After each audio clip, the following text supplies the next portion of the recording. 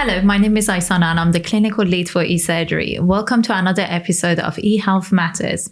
Today I'm joined by Naomi. Naomi, would you like to introduce yourself? Sure. I'm Naomi Gabriel. I'm a medical doctor and I'm passionate about preventative healthcare, about mental health, and I'm the account manager at e-surgery. So I work with a few clients who work with contraception. So hopefully today we'll be able to answer your questions. Amazing. Thank you.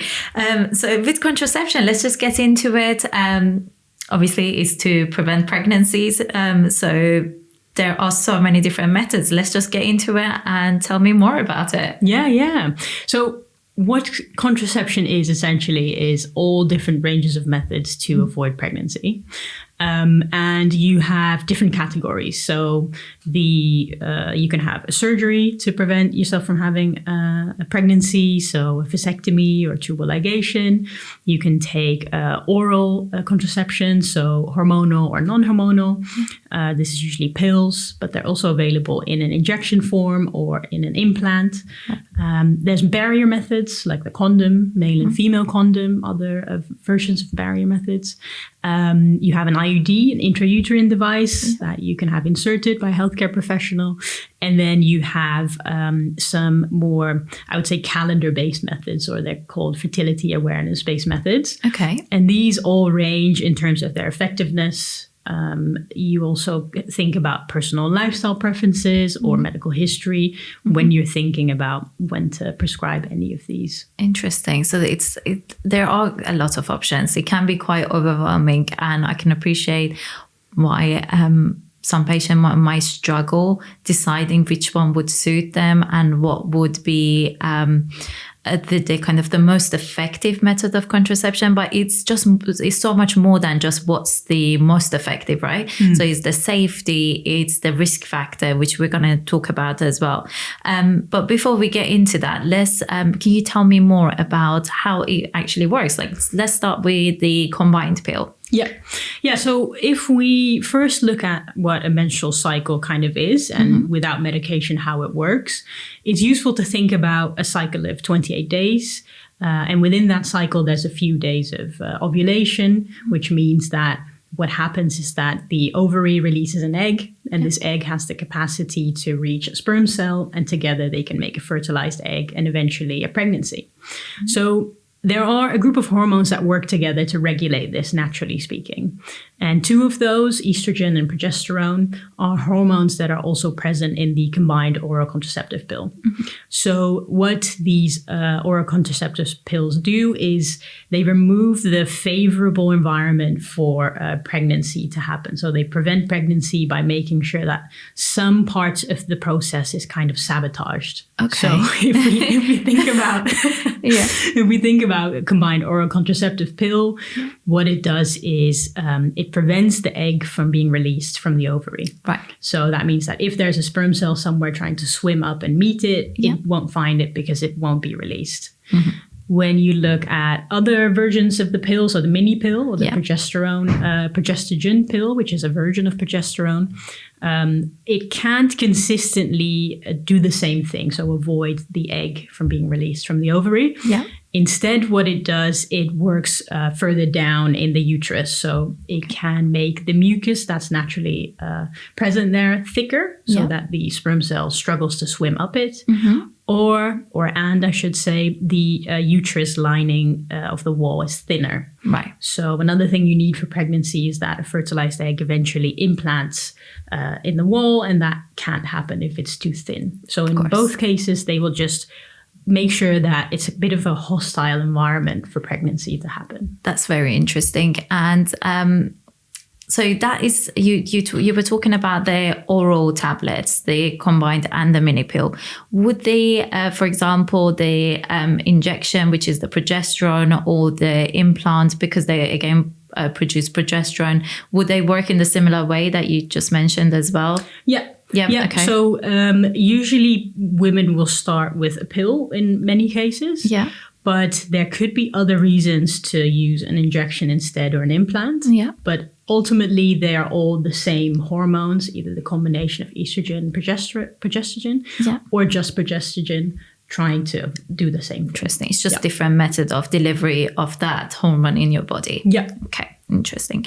Are these contraception methods are they all safe? Is there a specific reason why one shouldn't go for contraception at all? Sure. Yeah. So in theory, there's a method for everyone.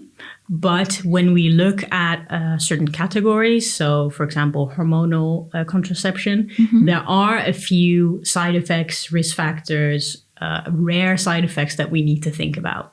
Okay. So just like any medication, there's side effects, there's risks, and there's, in rare occasions, things that you really want to avoid. So when we look at specifically hormonal oral contraception, we want to make sure that the side effect profile is something that the woman can tolerate. Right. So broadly speaking, many women report that they can tolerate the first mild side effects. So these could include nausea, mood swings, your menstrual cycle changing. These things will fade over time. So in the first few weeks, you might have some headaches, nausea, etc., and that should go away when your body gets used to it. Yeah. If you look at the risk profile, there are more rare risks that we need to look out for. Yeah. So when you take hormonal contraception, one of the risks is a slight increase in the chance of getting breast cancer. I think we'll talk about that a little bit later. We need to. And also there are some physiological effects such as an increased blood pressure. Okay. It increases your risk of creating blood clots in the body. So if you have a risk profile that already predisposes you to having high blood pressure or blood clots, and you take a combined oral contraceptive, you could end up with things like stroke or heart attack. So what health professionals do is that when someone comes to them for a prescription, they will take this into consideration. So they'll look at your individual risk profile, they'll see, do you have a predisposing factor, which we need to look out for? Yeah. Which will point them in the direction of hormonal, non-hormonal, or combined. Type of hormonal. Exactly. Yeah. Interesting.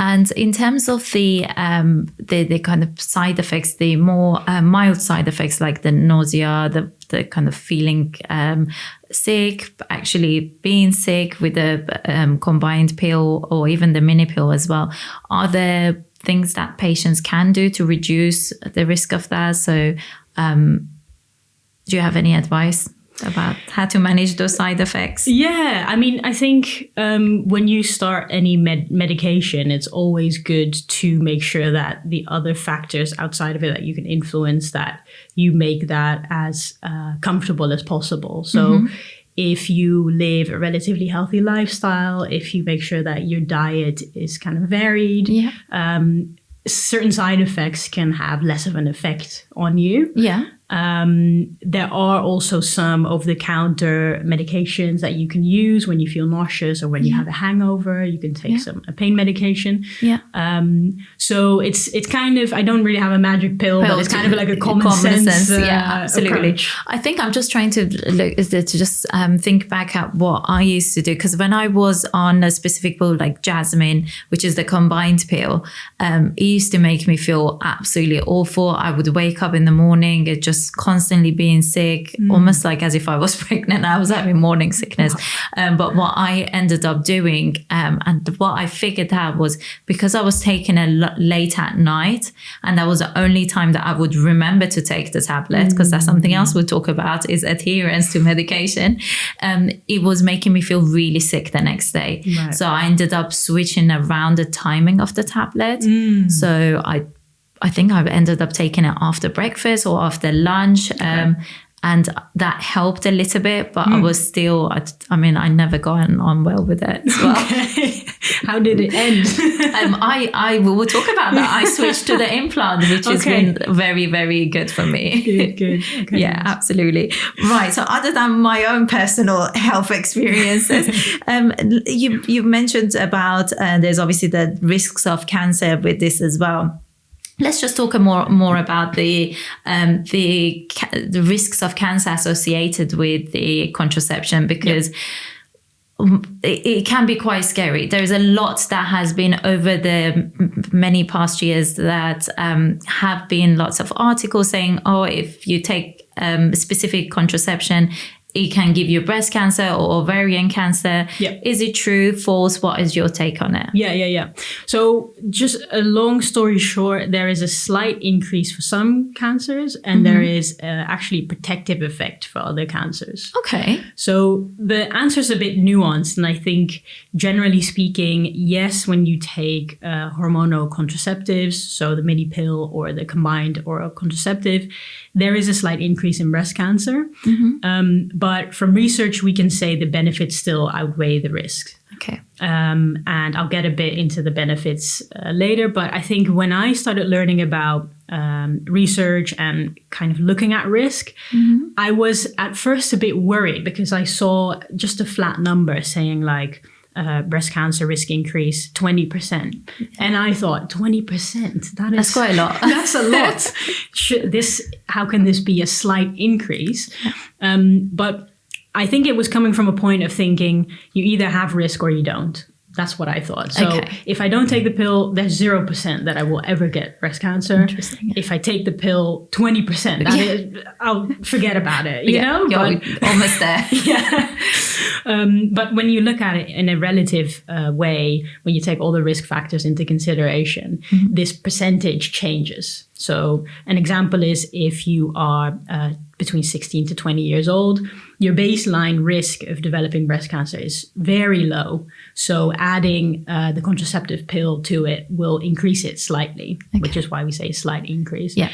If you, on the other hand, are 35 years old or older, you smoke 10 cigarettes a day, the risk at developing cancer is there already. So adding the contraception pill to it will increase it in a more significant way. Yeah. So if you put all these people together and everyone in between, also the people with personal health history that puts them at risk of cancer, or people who are super inactive in their day-to-day life, which is also something that predisposes us to cancer.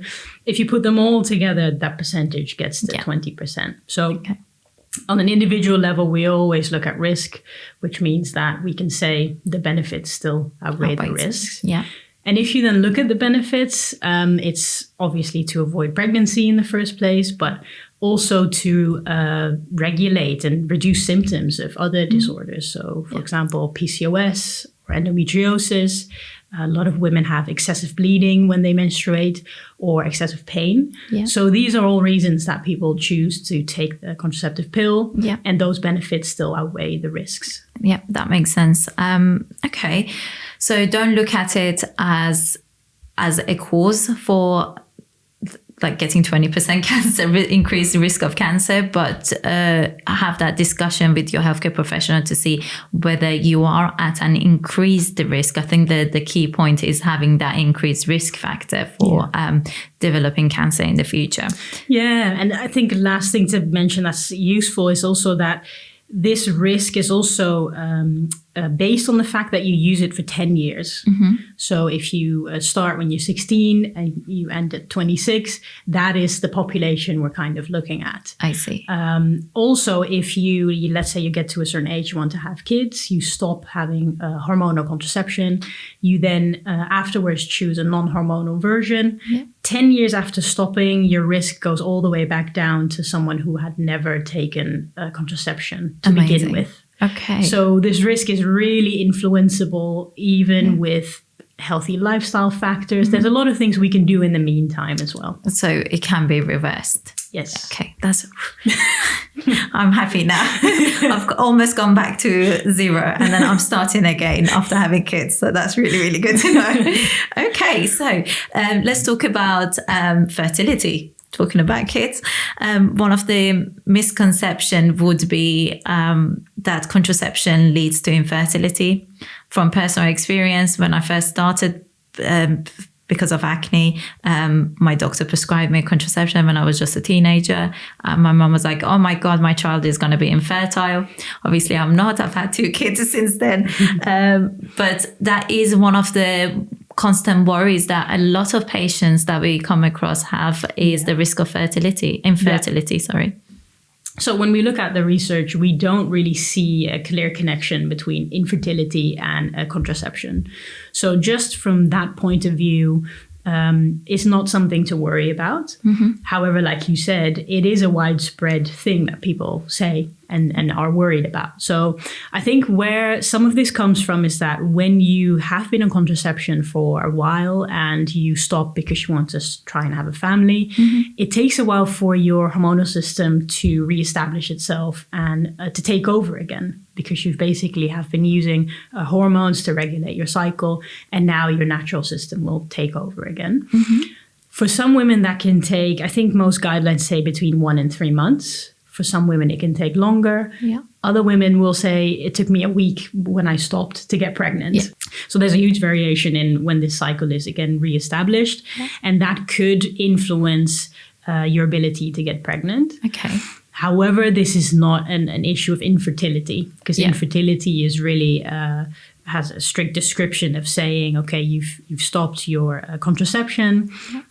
You will give it some time to reestablish, maybe even a year. You'll then have regular sexual contact to make sure that you don't have any contraception. You optimize all the other things. Of course. If it then doesn't work after another year, then we start thinking about infertility. I see. Okay. So would you say give it at least a year after stopping hormonal contraception, and whilst you are being actively trying to get pregnant, and if that doesn't work, definitely seek help from a medical professional? Exactly. And there could be, let's say you stop taking contraception, your cycle comes back, but you experience different symptoms that you don't recognize from before.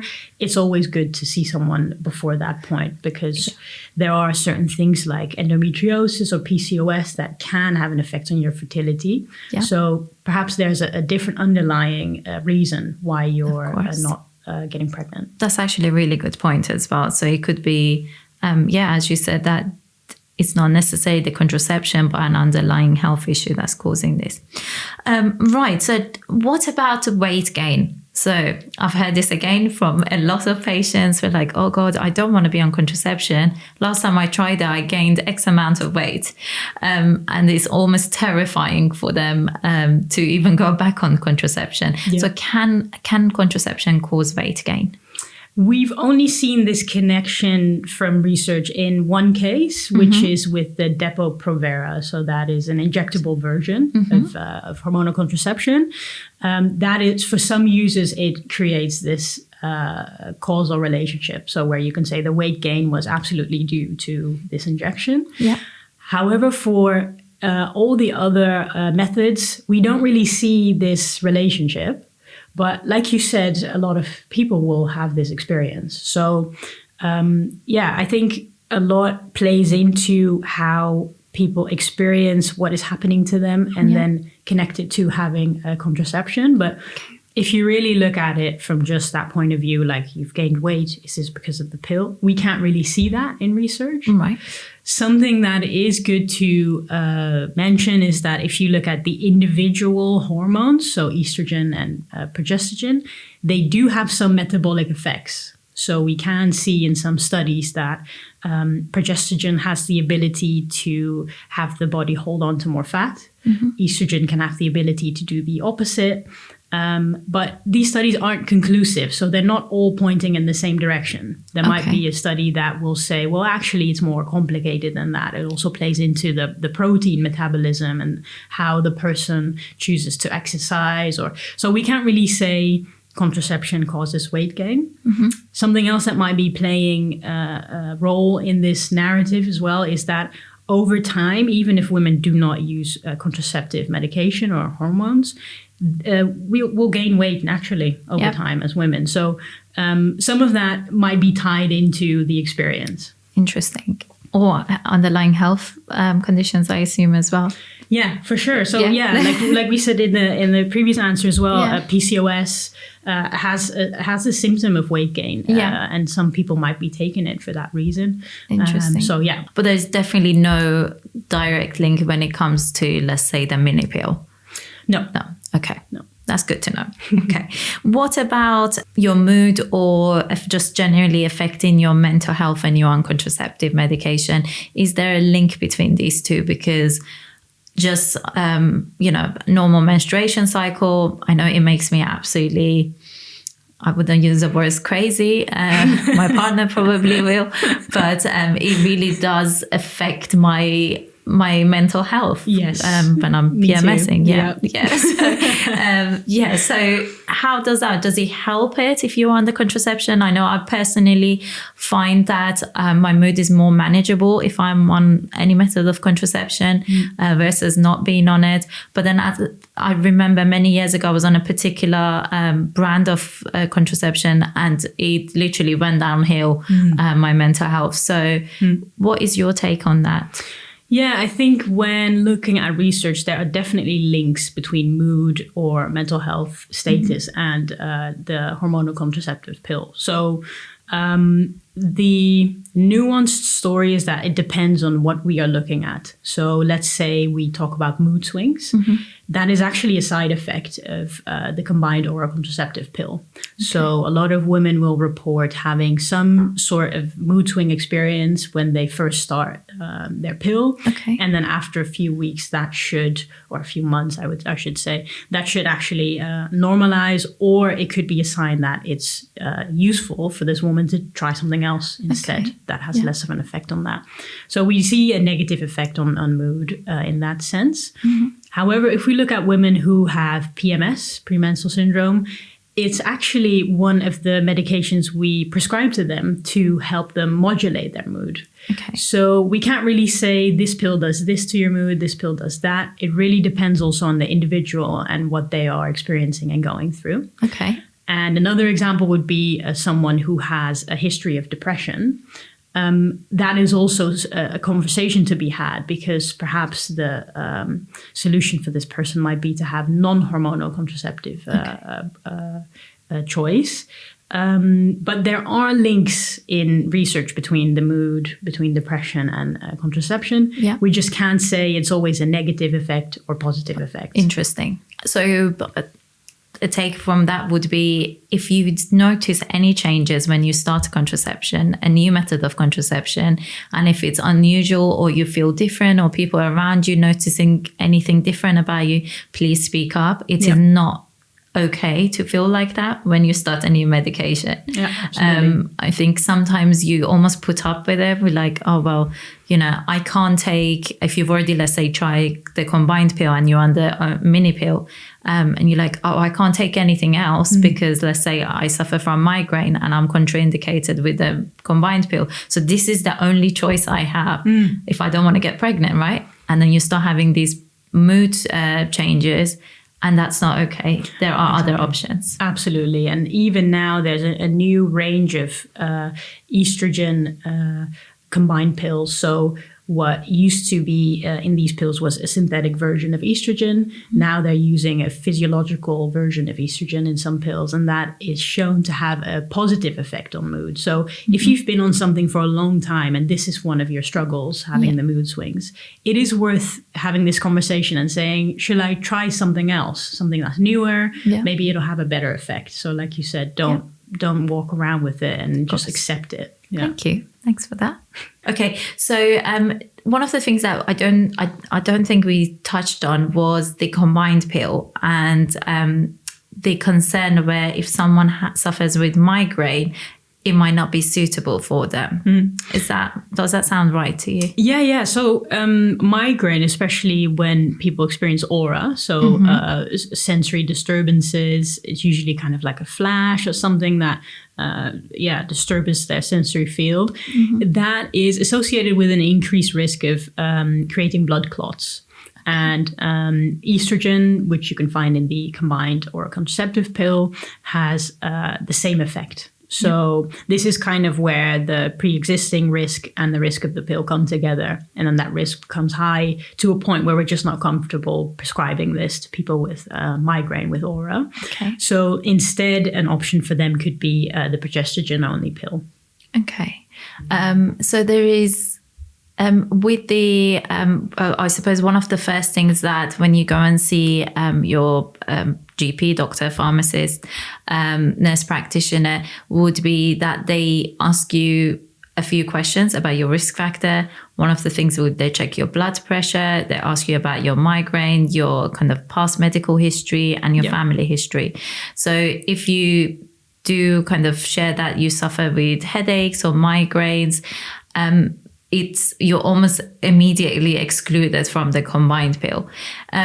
Is it specifically, my question is it specifically migraine or just headache? Because I have been in situation where I've spoken to patients and they said, oh, I only suffer from headaches now and again, but my doctor said I can't be on combined pill. So I just want some clarification. Is it migraine or just having random headaches because, you've just been a bit lack of sleep or tired?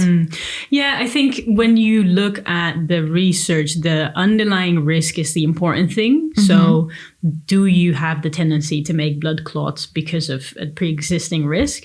With headaches that come now and again, or due to maybe stress or lack of sleep, like you said, that doesn't increase your risk of creating blood clots. So it's really specific to migraine with aura. That hopefully answers the question. It does, absolutely. So if you just get headaches, basically go back and have that discussion to say, just because you might find that the combined pill actually is something that suits you. If you don't get on with the progesterone pill, so don't just take the word for it, just have that clear discussion with your practitioner. And the combined pill can have a side effect of having headaches in the first few weeks as well. So you can try different versions of it to see which one fits with you. But from the risk point of view, no risk. Okay, amazing.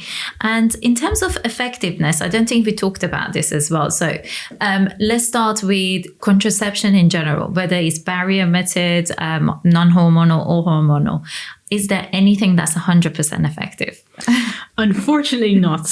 I think if we had that, that would be amazing. It would solve a lot of issues for a lot of women. But no, every approach that we have to offer is in some way less effective, either because we're human. I mean, if you look at something in a lab and you do it in a really controlled and a regimented way, that's a completely different thing from going about your day-to-day life and taking a pill or forgetting a pill or moving a pill. Or so no, nothing is 100% effective, unfortunately. Okay. And in terms of the hormonal contraception, so let's just divide it into having the combined pill and the mini pill. Do they have the same sort of efficacy? Yeah, so if you look, you can kind of think about it in two ways. So one of them is perfect use. So this is how studies are being done. So women are being given either the combined pill or no pill, and they're being compared to each other. Like I said before, this happens in a really regimented way, same day, every time, same conditions. And in that case, if you then take a look at the combined pill versus the mini pill, they have the same efficacy. Right. However, we have, varying things lives. Happen in life. Yeah. So if it's the weekend, you go out, you sleep in, you have McDonald's, you watch some Netflix. All of a sudden you think, wait, usually I take a pill in the morning. I haven't done it. It's been 5 hours. And then for the mini pill, that means you're late because the mini pill has a strict 3-hour window every day in which you should take the pill. So if you then combine the two, I think the consensus is that the mini pill can be less effective due to people forgetting it often. And the combined pill has less of a strict compliance when it comes to that. It's just the same day. However, you could say, okay, I want to have the progesterone only pill, so the mini pill. You can get it into as an injection instead, or as an implant instead, which means you can't forget. So the injection, I think some of them can last you 5 weeks or up to 12 weeks. With the implant, I think it can last up to 3, sometimes even longer. If you have kind of worries around taking it every day, you have options. Okay, that's really good to know. So in terms of the effectiveness, Well, give me a number. Is it 90%, 99%, 99.999%? What is it? How effective is this? So the mini pill is actually really effective in perfect use. So over 99%. Okay, that's reassuring. Exactly. So if you are that person who has the same life every day, eats the same thing every day, 99% or higher, actually 0.7% effective. Okay. If you take into consideration that you sometimes forget or there's other things influencing this, 91%. Okay. So it's still quite good. That's quite good, yeah. It means that if 92 women take the pill, 1 will get pregnant.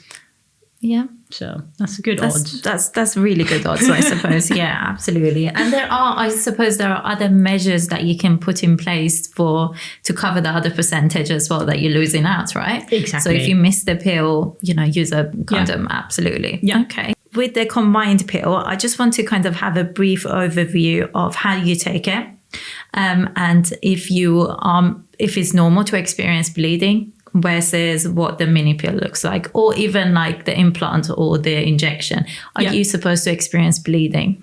So for the mini pill, 40% of women report that they will have irregularities in bleeding. Mm-hmm. So this could mean that they have spotting. It could mean that they have an irregular cycle or heavier bleeding. So that's 40% of women.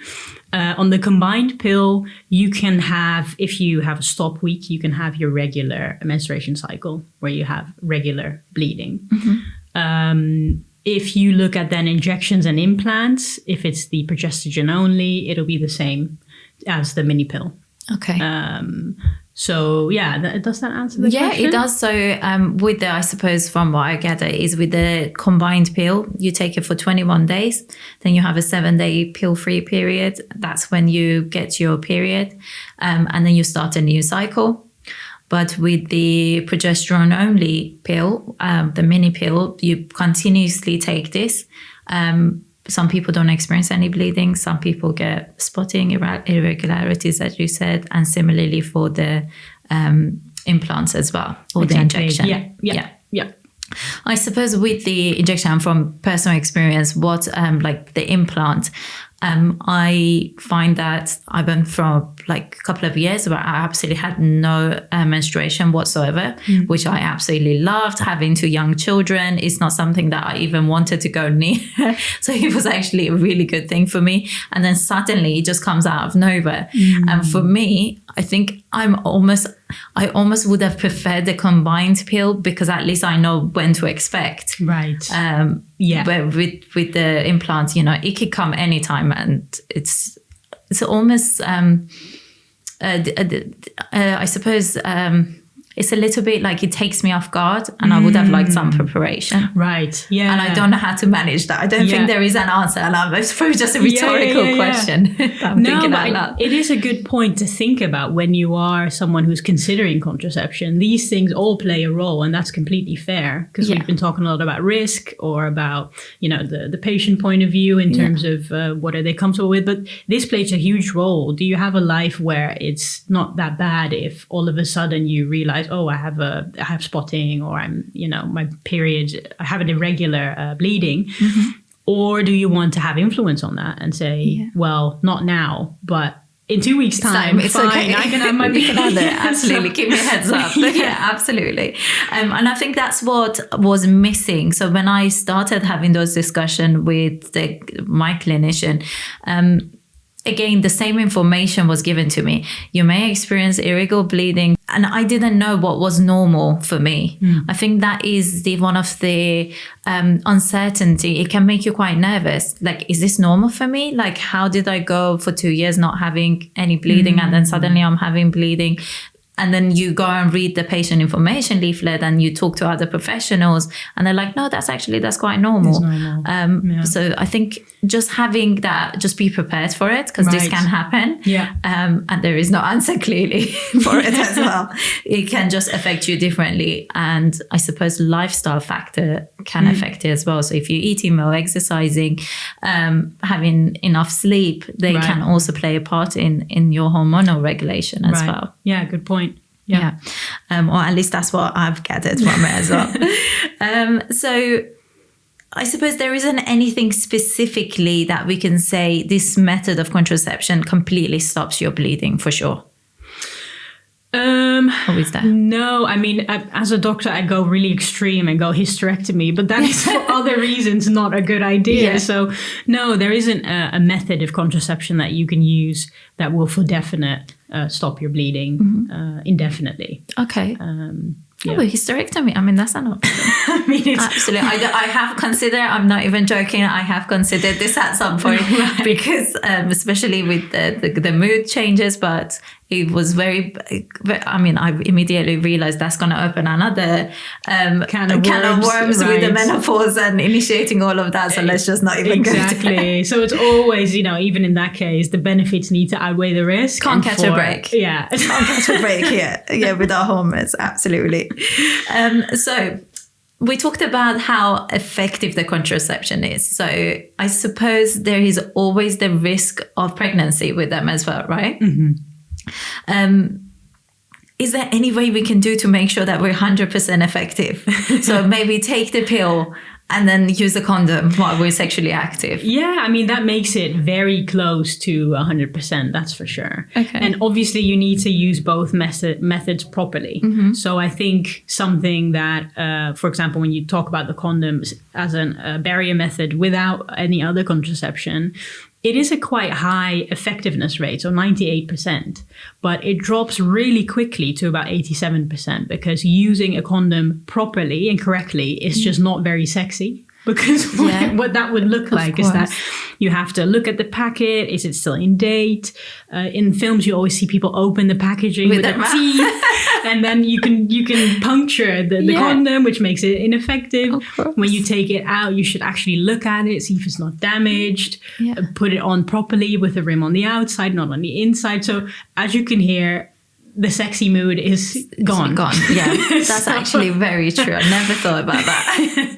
So if you use oral contraceptive and also a condom and you do it properly within reason, you can really make the chance very high that pregnancy is avoided. Yeah. But 100%. I think science would struggle to say this is 100% effective. 100%. Yeah. I don't think science ever says 100% effective. There's always that. Oh, it's a 0.2% chance. Yeah. They never give you the 100% to put your mind at ease, right? Exactly. So let's say that you have been at risk. You forgot to take your mini pill within that 3 hours window. What do we do then? I'm panicking, oh my God, I've just had intercourse last night. I've forgotten my pill. What do I do? Yeah, so with the mini pill, you have different versions of it with different windows. So it's always a good idea. We're getting into like emergency contraception territory now. It's always a good idea to go to, there's an NHS website which gives you, based on your postcode, the nearest place where you can get advice and also access to emergency contraception. Yeah. So it's always a good idea to ask for insight into this. Because if you are just outside the 3-hour window, but within 12 hours, you can just still take the pill that you missed, even if it means you have to take a second pill that day. So this is for the mini pill. Yeah. If it is longer than that, it depends on when you've had intercourse, if you need to use a condom for 2 days, for example, or if you need to start thinking about this emergency contraception. Okay. So it's always a good idea to get some help with this. And it could be GP, sexual health clinic, some pharmacies can help you with this as well, or some walk-in NHS centers. Okay. And just in case a lot of our audience might not be aware of what emergency contraception is, so what is it? Yeah, so emergency contraception is a pill that you can take when you've had unprotected sex and you think you might be pregnant. Okay.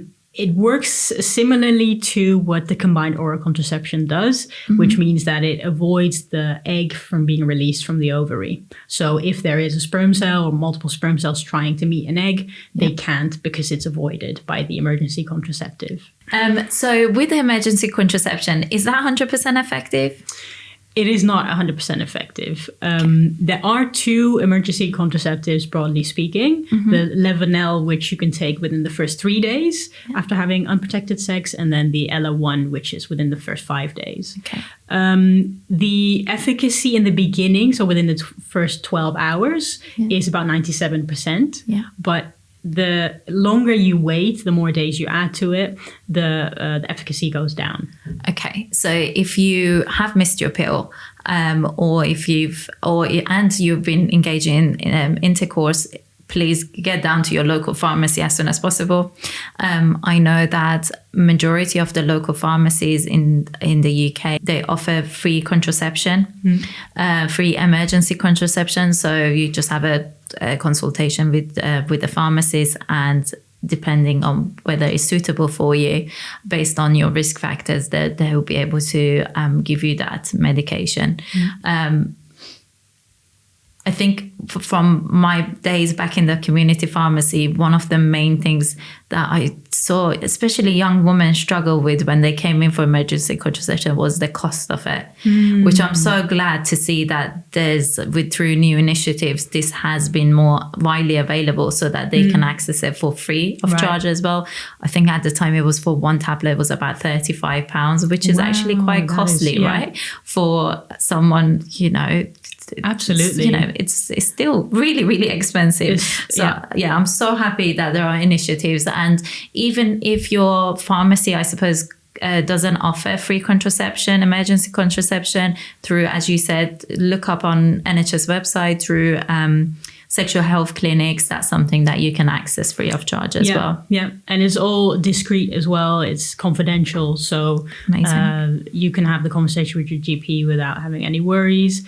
You can also access it online in some cases. Okay. So you can pick it up at the local pharmacy, or it will be sent to your house.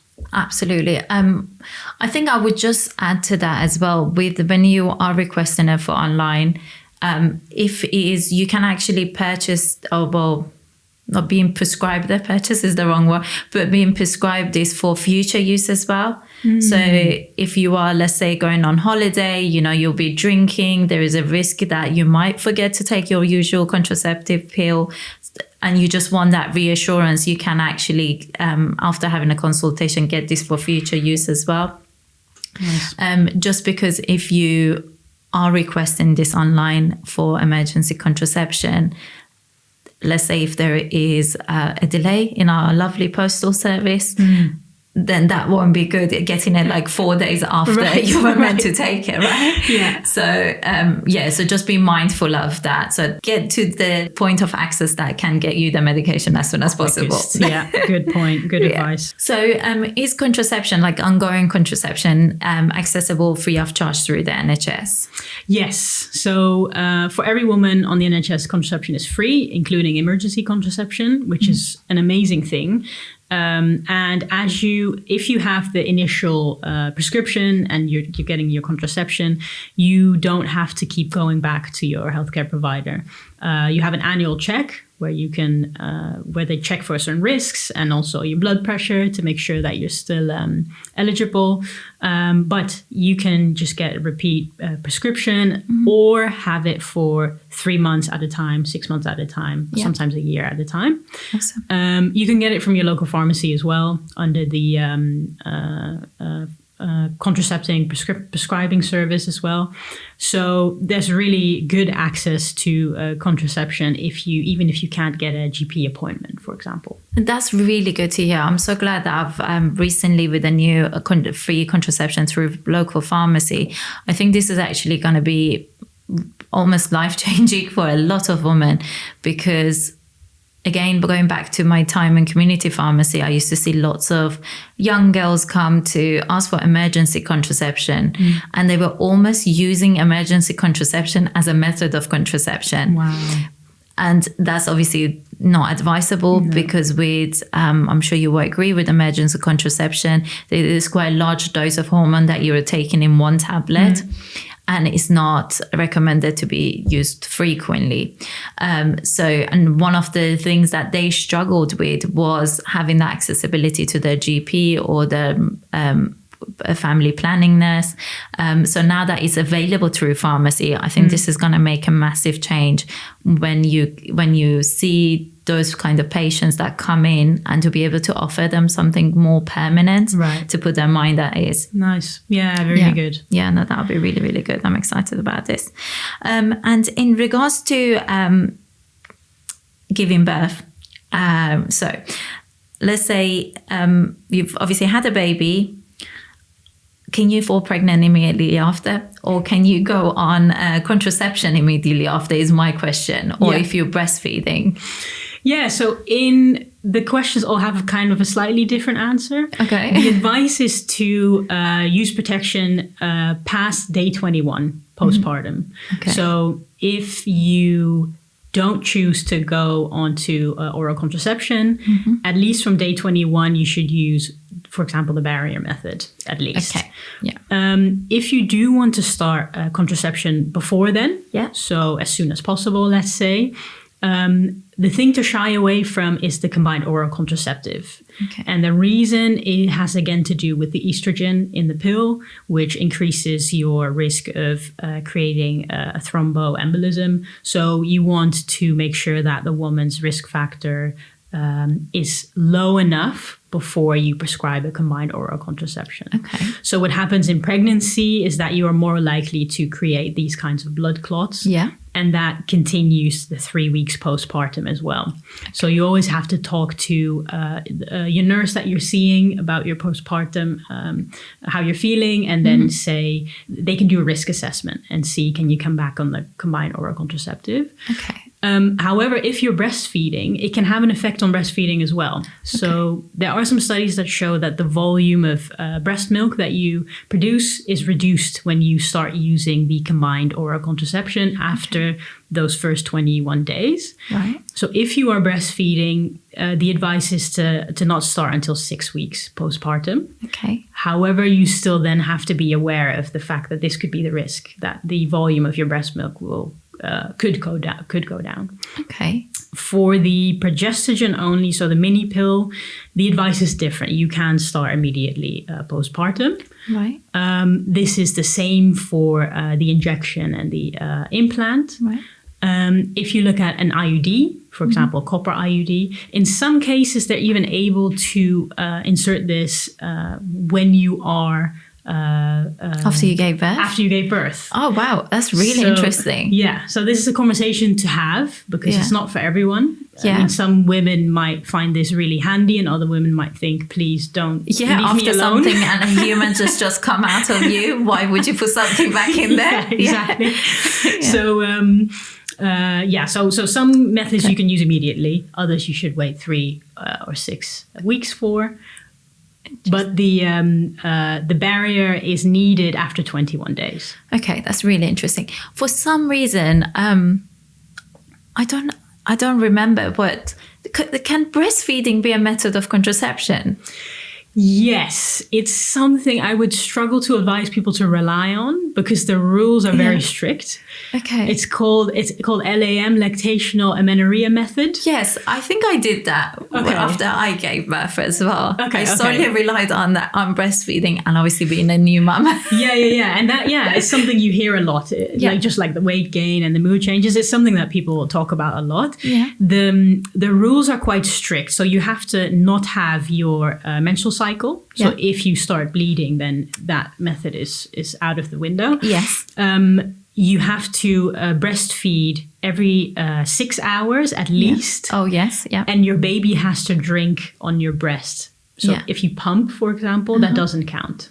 That's really interesting. Yeah. Oh, yes. And now, this is going back many years, but I was solely for 2 years. That was my method of contraception. Wow. It's because my baby wouldn't leave me alone. Right.